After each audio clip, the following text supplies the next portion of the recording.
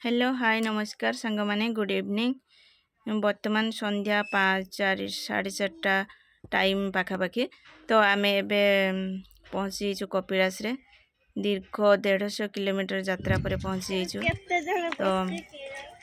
देखिपारे आम सकाळू बाहरी तो देखिपारे मंदिर पाखापाखि आम पहुँची गलु तो कार ही आम जाइलु ऊपर को तो मंदिर पर्यंत तो देखिपारे तो मंदिर पाखरे आमे चारि पाखरे बुलाबुली करूछु मांकड़ सब भर्ती होइचंदी देखिपारे बहुत सारा मांकड़ थिले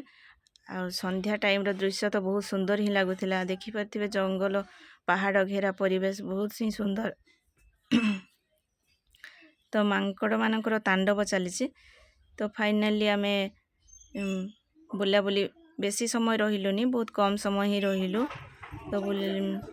तो जल्दी जल्दी बाबा को दर्शन करिया पई गलु तो बहुत खुशी लागिला बहुत मन बहुत संतुष्ट हो गला कहीं केबे भी आमे एते फांका रे ठाकुर को दर्शन करिनु तो एथरो आमे बाबा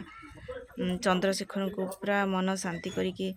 देखिलो एवं पूजा भी मध्य कलु तो तापरे मंदिर चारि पाखरे बुलाबुली कलु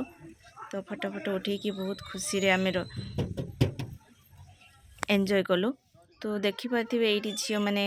गाय को खाइबा पई दउचंती से गायटा समस्त को पाखु पळे आछि कहीं किछि ना किछि ताकु तो खाइबा पई दियंती के कदली के कोन फल फल सब दियंती तो सेति पई माने बहुत गेल होछि से देखि पाथिबे तो मंदिर संध्या टाइम रो दृश्य तो बहुत सुंदर देखि पाथिबे सेठी स्थायी दुकान भी किछि अछि तो से स्थायी दुकानी माने सब सेठी राति रे भी सेठी रहउचंदी तो देखि पाथिबे एबे लोक बहुत कम देखा गलेनी देखि पाथिबे समस्ते गाड़ी एबे समस्ते गाड़ी रे बसलेनी आ मु भी बसिबी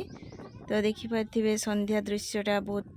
सुंदर लागुची आ धीरे धीरे पवन भी दलानी बहुत जोरे तो